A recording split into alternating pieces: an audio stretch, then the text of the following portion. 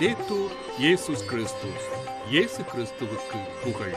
தமிழ் கூறும் நல்லுலகில் வாழும் அனைத்து அன்புள்ளங்களுக்கும் வத்திக்கான் வானொலியின் வணக்கம். இறைவன் உங்கள் உள்ளத்தையும் இல்லத்தையும் தன் அன்பாலும் அருளாலும் அமைதியாலும் இன்றும் என்றும் நிரப்புவாராக.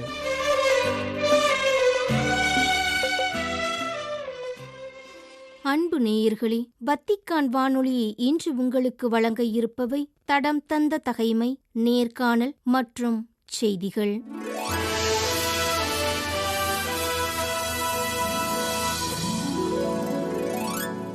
தடம் தந்த தகைமை. கோவிலை நோக்கி ஜெபித்த அரசர் சாலமோன்.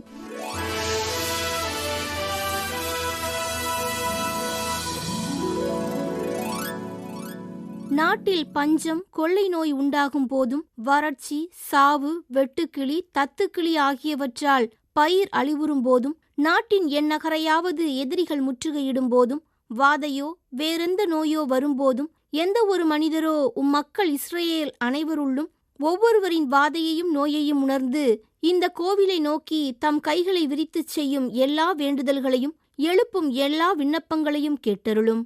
உமது உறைவிடமாகிய விண்ணகத்திலிருந்து எங்களது மன்றாட்டுக்களை கேட்டு மன்னிப்பீராக என்று ஜெபித்தார் அரசர் சாலமோன். ஒவ்வொருவரின் உள்ளத்தையும் அறியும் நீர் அவரவர் செயல்களுக்கேற்ப பயனை அளிப்பீராக. ஏனெனில் நீர் ஒருவரே எல்லா மானிடரின் உள்ளங்களையும் அறிபவர். இதனால் தங்கள் மூதாதையருக்கு நீர் அளித்த நாட்டில் தங்கள் வாழ்நாள் எல்லாம் அவர்கள் உமக்கு அஞ்சி நடப்பார்கள். மேலும் மக்கள் இஸ்ரேலை சாராத அந்நியர் ஒருவர் மாண்புமிகு உமது பெயரையும் வலிமை வாய்ந்த உமது கையையும் ஆற்றல் மிகு உமது புயத்தையும் பற்றி கேள்விப்பட்டு தொலை நாட்டிலிருந்து வந்து இந்த கோவிலை நோக்கி வேண்டுதல் செய்தால் உமது உறைவிடமாகிய விண்ணகத்திலிருந்து நீர் அவருக்கு செவிசாய்த்து அந்த அந்நியன் கேட்டதையெல்லாம் அருள்வீராக. இதனால் உலகின் மக்கள் எல்லாரும் மக்கள் இஸ்ரேலைப் போல் உமது பெயரை அறிந்து உமக்கு அஞ்சி வாழ்வார்கள். மேலும் நான் எழுப்பியுள்ள இக்கோவிலில் உமது பெயர் போற்றப்படுவதை உணர்வார்கள் என்றார்.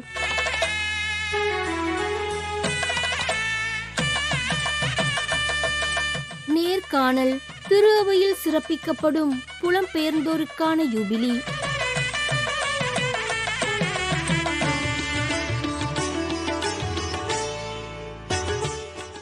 புலம்பெயர்ந்தோர் சுற்றுலா பயணிகள் அல்ல.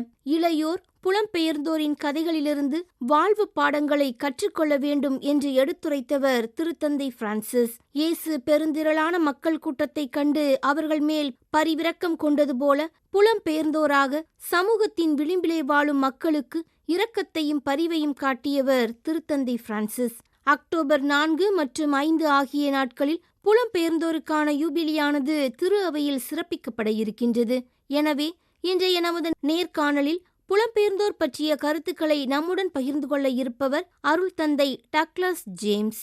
இலங்கையின் திருகோணமலையில் உள்ள இறையிறக்க திருத்தலத்தின் நிர்வாக தந்தையாக பணியாற்றி கொண்டிருக்கும் தந்தை அவர்கள் 2005ஆம் ஆண்டு குருத்துவ அருள்பொழிவு பெற்றவர். இதற்கு முன்பாக திருகோணமலை மறைமாவட்டத்தின் மறைக்கல்வி நடுநிலையத்தின் இயக்குநராகவும் சதா சகாய அன்னை ஆலயத்தின் பங்கு தந்தையாகவும் பணியாற்றியுள்ளார். தற்போது திருகோணமலை மறைமாவட்ட பொது நிலையினர் ஆணைக்குழுவின் இயக்குநராக பணியாற்றி கொண்டிருக்கும் தந்தை டக்ளஸ் ஜேம்ஸ் அவர்களை புலம்பெயர்ந்தோர் யூபிலி பற்றிய கருத்துக்களை எடுத்துரைக்க எம் வத்திக்கான் வானொலி நேயர்கள் சார்பில் அன்புடன் அழைக்கின்றோம்.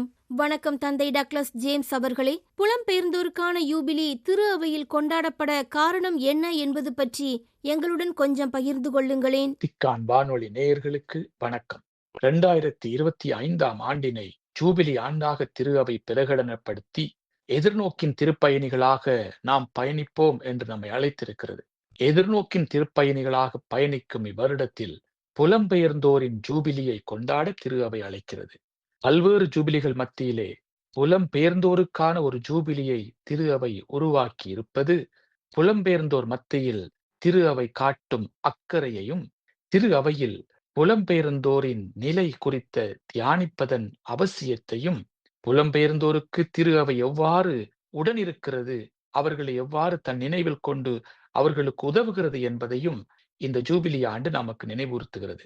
இத்தனை முக்கியத்துவம் வாய்ந்த இந்த புலம்பெயர்ந்தோருக்கான ஜூபிலியை குறித்து வத்திக்கான் வானொலி வழியாக இன்று உங்களோடு சிந்திப்பதில் நான் மகிழ்ச்சி அடைகிறேன். புலம்பெயர்தல் என்றதுமே நம் மத்தியில் விசேடமாக தமிழ் பேசும் மக்களாகிய நாம் சிந்திக்கும் பொழுது, இலங்கையிலிருந்து யுத்தத்தினால் தமிழர்களாக புலம்பெயர்ந்து உலகின் பல்வேறு நாடுகளிலும் வாழும் மக்களைத்தான் நினைவு கூறுகிறோம். ஆனால் இன்று புலம்பெயர்தல் என்பது யுத்தத்தினால் உயிர் பயத்தோடு பல்வேறு நாடுகளிலிருந்தும் இடம்பெயர்ந்து தங்கள் வாழ்விடத்தை இழந்து அகதிகளாக அலைந்து திரிவோர் எல்லாரையும் இந்த புலம்பெயர்வு என்பதன் வழியாக நாம் நினைவு கூற அழைக்கப்படுகிறோம். தம் வாழ்விடம் இழந்து செல்வது உயிர் பயத்தினால், யுத்தத்தினால் மட்டுமல்ல, மாறாக பொருளாதார நெருக்கடி, பசி, பட்டினி, இயற்கையின் உபாதைகள், அழிவுகள், வறட்சி, பல்வேறு சமூக சீர்கேடுகள், சமூகத்தின் அடக்குமுறைகள், கொடுமைகள், ஜாதி அடக்குமுறைகள் என்று பல்வேறு காரணங்களினாலே ஒருவர் தான் விரும்பி பிறந்ததிலிருந்து அன்பு செய்து நேசித்து வாழ்ந்து வருகிற தன் வாழ்விடத்தை, தன் வீட்டை, தன் சுற்றத்தை, தன் கிராமத்தை இழந்து வேறிடத்திற்கு கட்டாயத்தின் பேரில் எடுத்துச் செல்லப்படுவது அல்லது தள்ளிவிடப்படுவது அல்லது விரட்டி விடப்படுவது என்றுதான் நாம் புலம்பெயர்வதை நாம் வரைவிலக்கணப்படுத்த வேண்டும். ஏனென்றால் புலம்பெயர்ந்து செல்வது என்பது வெளியில் இருந்து பார்ப்பதற்கு ஏதோ அவர்கள் தங்கள் இருப்பிடத்தை விட்டு வேறிடத்துக்கு நல்லா இருக்கிறார்கள், போகிறார்கள் என்பது போல்தான் தெரியும்.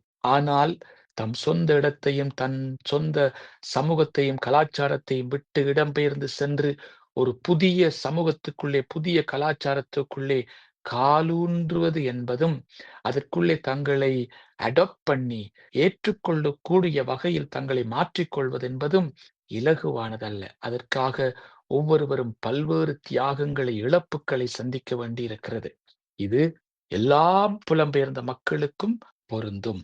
அந்த வகையிலே புலம்பெயர்தல் என்பது வலி நிறைந்த மிக கொடுமையான ஒரு காரியமாகும். அதனால்தான் திருத்தந்தையர்கள் இந்த நாட்களிலே உலகத் தலைவர்களையும், பல்வேறு நாடுகளையும், பல்வேறு சமூகங்களிலே வாழும் மக்களையும் புலம்பெயர்ந்தோர் மட்டில் இரக்கம் காட்டுமாறும், அவர்களை ஏற்றுக்கொள்ளுமாறும், அவர்களுக்கு உதவி செய்யுமாறும் வேண்டுகோள் விடுத்து வருகிறார்கள். புலம்பெயர்ந்து செல்தல் என்பது இன்றைக்கு ஏற்பட்ட ஒரு காரியம் அல்ல. வறட்சியினாலே இஸ்ராயேல் மக்கள் தங்கள் தேசத்திலிருந்து புலம்பெயர்ந்தார்கள் என்று நாம் தொடக்க நூலிலேயே படிக்கிறோம். அதிலிருந்து பல்வேறு புலம்பெயர்வுகளை இடம் விட்டு இடம் நாடோடிகளாக ஓடுவதை ஒவ்வொருவரும் ஒரு அமைதியான பாலும் தேனும் பொழியும் வாக்களிக்கப்பட்ட தேசம் போன்ற அமைதியான ஆறுதலான வாழ்விடம் எங்கே உண்டு என்று புலம்பெயர்ந்து வாழ்வதை நாம் சந்திக்கிறோம். அந்த வகையில் இயேசு கூட அன்னை மரியாள் யோசேப்புவோடு உயிருக்காக பயந்து புலம்பெயர்ந்ததை மத்தேயு நற்செய்தி நமக்கு சொல்லுகிறது. யோசேப்பு வரவிருக்கும் உயிராபத்தை உணர்ந்து தன் குழந்தையை தூக்கி கொண்டு எகிப்து வரை ஓடினார், புலம்பெயர்ந்து சென்றார், தம் இருப்பிடத்தை விட்டு வேறு நாட்டுக்கு சென்றார் என்று நாம் நற்செய்தியில் படிக்கிறோம். இவ்வாறு புலம்பெயர்ந்தோரின் வலியை ஆண்டவர் ஏற்கனவே அனுபவித்தார். ஆகவே திரு அவை அந்த புலம்பெயர்ந்தோரை கொண்டாடுவது பொருத்தமானது என்று நமக்கு இந்த புலம்பெயர்ந்தோரின் ஜூபிலி நினைவூட்டுகிறது. இதோடு கூட புலம்பெயர்வு என்பது நிறுத்தப்படுவதில்லை. மாறாக இயேசுவின் காலத்தில் புலம்பெயர்ந்தவர்கள் அப்போஸ்தலர்களின் காலத்தில் ஒரு புதிய ஒரு அழைப்பினை புலம்பெயர்ந்த மக்கள் மத்தியிலே கொண்டு வருகிறார்கள். எருசலேமில் பல்வேறு நெருக்கடிகளுக்கு உள்ளான ஆரம்ப கால திரு அவை புலம்பெயர்வதற்கு வற்புறுத்தப்படுகிறது என்று நாம் சொல்லலாம். ஏனென்றால் சித்திரவதைகளுக்கும் நெருக்கடிகளுக்கும் உள்ளான அப்போஸ்தலர்கள் அல்லது திருத்துதர்கள் என்ன செய்கிறார்கள்? தொடக்க திரு அவையில இருந்தவர்கள் புலம்பெயர்ந்து செல்கிறார்கள். அவர்கள் எருசலேமில் இருந்து சமாரியா மற்றும் சுற்றுப்புறங்களுக்கு துரத்தி அடிக்கப்பட்டார்கள். இவ்வாறு தங்களுடைய வாழ்விடத்தை இழந்து சென்ற திருத்துதர்கள் என்ன செய்தார்கள் என்று திருத்துதர் பணிகள் நூல் சொல்கிறது என்றால், அவர்கள் தாங்கள் சென்ற இடமெல்லாம் நற்செய்தியை பரப்பினார்கள். அவர்களுடைய வேதனை, அவர்களுடைய புலம்பெயர்வு, அவர்களுடைய இழப்பு, இவற்றுக்கு மத்தியிலும் தாங்கள் சென்று வாழ்ந்த இடத்திலே தாங்கள் வாழ்ந்த இயேசுவின் அன்பை பறைசாற்றினார்கள். இந்த புலம்பெயர்ந்தோர் யூபிலி நாளில் நீங்கள் மக்களுக்கு கொடுக்கக்கூடிய செய்தி என்ன என்பது பற்றி கொஞ்சம் கூறுங்களேன். புலம்பெயர்ந்தோரின் ஜூபிலி நமக்கு புலம்பெயர்ந்த மக்களின் வலிகளை உணர்ந்து கொள்ள அழைப்பு விடுக்கிற அதே வேளை புலம்பெயர்ந்து வாழுகிற மக்களுக்கு ஒரு புதிய அழைப்பினை கொடுக்கிறது. நீங்கள் புலம்பெயர்ந்து வாழும் மண்ணில் ஒரு புதிய வாழ்க்கையை ஆரம்பித்திருக்கிறீர்கள், ஒரு பாதுகாப்பான வாழ்க்கையை தொடங்குகிறீர்கள். அங்கு இயேசுவின் சாட்சிகளாயிருங்கள். உங்கள் சொல்லால், உங்கள் செயலால், உங்கள் ஜெப வாழ்வால் நீங்கள் போய் இறங்கி இருக்கிற, நீங்கள் போய் வாழத் தொடங்கி இருக்கிற அந்த சமூகத்துக்குள்ளே இயேசுவை பறைசாற்றுங்கள்.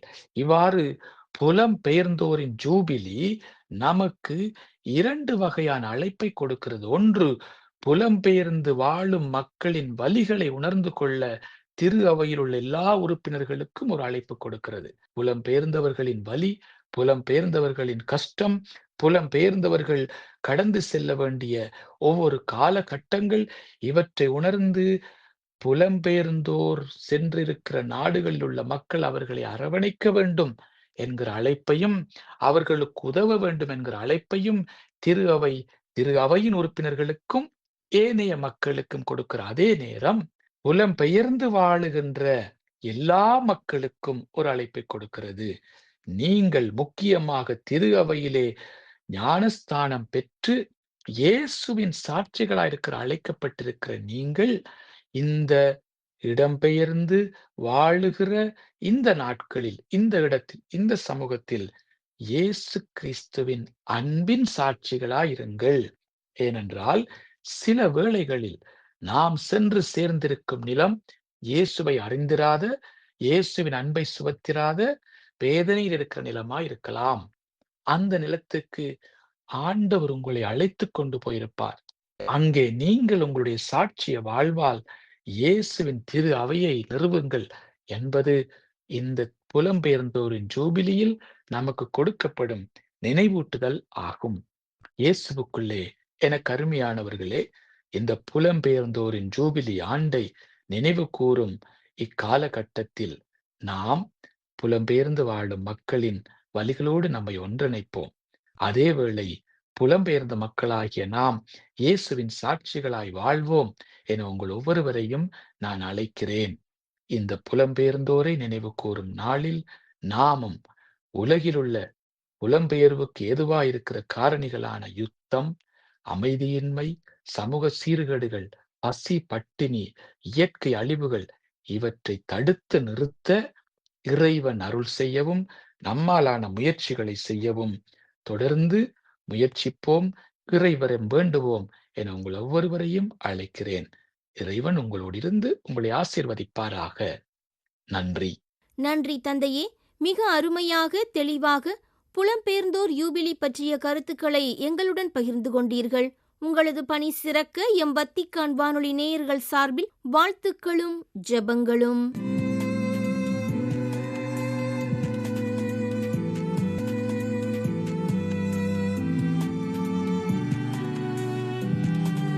திரு அவையில் சிறப்பிக்கப்படும் புலம்பெயர்ந்தோருக்கான யூபிலி என்ற தலைப்பில் இன்றைய நேர்காணலினை உங்களுக்கு வழங்கியது வத்திக்கான் வானொலி.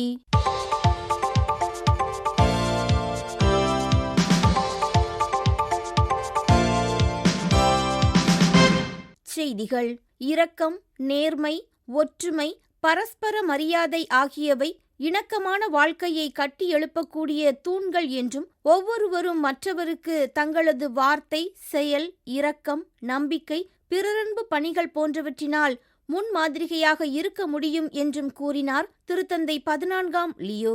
அக்டோபர் 3 வெள்ளியன்று வத்திக்கானின் கிளெமெண்டீனா அறையில் புதிய சுவிஸ் காவலர்கள் பணியேற்பு நாளை முன்னிட்டு அக்காவலர்களையும் அவர்களது குடும்பத்தாரையும் சந்தித்தபோது இவ்வாறு கூறினார் திருத்தந்தை 14ஆம் லியோ.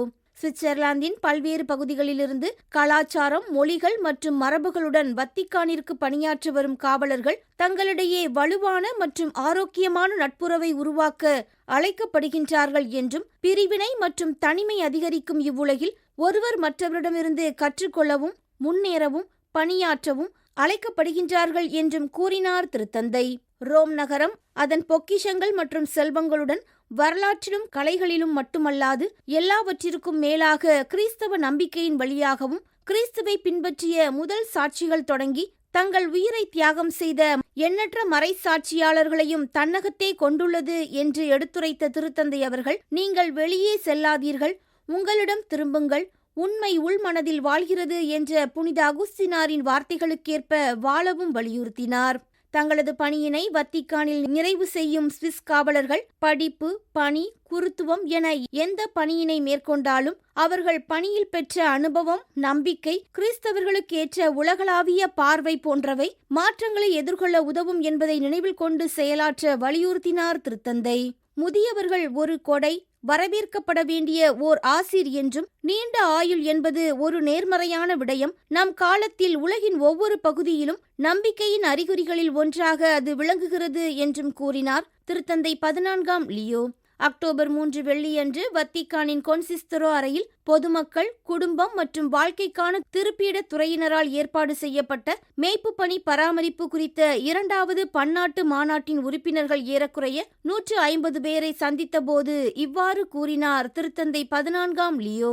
இறைவாக்கினர் யோவேலின் வரிகளான உங்கள் முதியோர் கனவுகளை காண்பார்கள் என்ற கருப்பொருளில் சிறப்பிக்கப்படும் இந்த மாநாட்டின் உறுப்பினர்களை வாழ்த்திய திருத்தந்தை அவர்கள், இறைவாக்கினர் யோவேலின் வரிகள் திருத்தந்தை பிரான்சிஸ் அவர்களுக்கு மிகவும் பிடித்தமான வரிகள் என்றும், தலைமுறைகளுக்கு இடையே ஒற்றுமையை உருவாக்கி ஒவ்வொரு நபருக்கும் வெவ்வேறு கொடைகளை வழங்கும் தூய ஆவியாரின் உலகளாவிய வெளிப்பாட்டை இறைவாக்கினர் இவ்வரிகளில் அறிவிக்கிறார் என்றும் கூறினார். தலைமுறைகளுக்கு இடையிலான உறவுகள் பெரும்பாலும் பிளவுகள் மற்றும் மோதல்களால் குறிக்கப்படுகின்றன, ஒருவருக்கொருவர் எதிராக அமைகின்றன என்றும், அவநம்பிக்கையான மற்றும் முரண்பாடான பார்வைகளை வெளிப்படுத்தும் சிந்தனைகளாகவும் காணப்படுகின்றன என்றும் கூறினார். முதியவர்களில் தோன்றும் பலவீனம் விண்ணகத்திற்கான ஒரு பாலம், நமது உடனிருப்பின் அதிசயமான ஒரு பகுதி என்பதை உணர்ந்து கொள்வது ஆரோக்கியமானது என்றும், மனித பலவீனத்தை கண்டு வெட்கப்படுவதற்கு பதிலாக நம் சகோதர சகோதரிகளிடமிருந்தும் அனைத்து உயிரினங்களையும் ஒரு தந்தையாக காக்கும் கடவுளிடமிருந்தும் உதவி கேட்க நாம் வழிநடத்தப்படுவோம் என்றும் கூறினார். தனிமையாகவும் ஒதுக்கப்பட்டவர்களாகவும் இருக்கும் முதியோர்களிடத்தில் இறைவனின் மென்மையான நற்செய்தியை அறிவித்து அவர்களுடன் சேர்ந்து அவர்களது வாழ்க்கையின் பெரும் எதிரியான தனிமையின் இருளை கடக்க வேண்டும் என்று வலியுறுத்திய திருத்தந்தை அவர்கள், கைவிடப்பட்டவர்களாக, பயனற்றவர்களாக உணர அவர்களை தனியாக ஒருபோதும் விட்டுவிடக் கூடாது என்றும் எடுத்துரைத்தார். பல்வேறு மத மரபுகளுக்கு இடையிலான ஒத்துழைப்புக்காக ஜெபிக்க வலியுறுத்தி அக்டோபர் மாத ஜெப கருத்தினை வெளியிட்டுள்ளார் திருத்தந்தை 14ஆம் லியோ. வெவ்வேறு மத மரபுகளில் உள்ள நம்பிக்கையாளர்கள் அமைதி, நீதி மற்றும் மனித உடன்பிறந்த உணர்வை பாதுகாக்கவும் ஊக்குவிக்கவும் ஒன்றிணைந்து செயல்பட வேண்டும் என்று நாம் ஜெபிப்போம் என்று அச்செய்தியில் வலியுறுத்தியுள்ளார் திருத்தந்தை. வேற்றுமைகள் ஒன்றாக இருக்கும் ஆண்டவராகிய இயேசுவே ஒவ்வொரு நபரையும் அன்புடன் பார்த்து அனைவரும் சகோதர சகோதரிகளாக ஒன்றிணைந்து வாழவும், ஜெபிக்கவும், பணியாற்றவும், கனவு காணவும் அழைக்கப்பட்டவர்களாக தங்களையே அடையாளம் காண அவர்களுக்கு உதவுங்கள் என்றும் எடுத்துரைத்துள்ளார். அழகு நிறைந்த உலகில் வாழும் நாம் ஆழமான பிளவுகளால் காயமடைந்தவர்களாக இருக்கிறோம் என்றும், சில நேரங்களில் மதங்கள் நம்மை ஒன்றிணைப்பதற்கு பதிலாக மோதலுக்கு ஒரு காரணமாக அமைகின்றன என்றும் அச்செய்தியில் குறிப்பிட்டுள்ளார் திருத்தந்தை. இதயங்களை தூய்மைப்படுத்த தூய ஆவியை கேட்போம், தூய ஆவியாரின் ஆற்றலை கேட்போம். அதனால் நம்மை ஒன்றிணைப்பதை நாம் அடையாளம் காணவும், எதனையும் அழிக்காமல் கேட்கவும் ஒத்துழைக்கவும் மீண்டும் கற்றுக்கொள்ள முடியும் என்றும் வலியுறுத்தினார் திருத்தந்தை. நேயர்களே, இத்துடன் வத்திக்கான் வானொலியின் தமிழ் ஒலிபரப்பு நிறைவு பெறுகின்றது. நன்றி, வணக்கம்.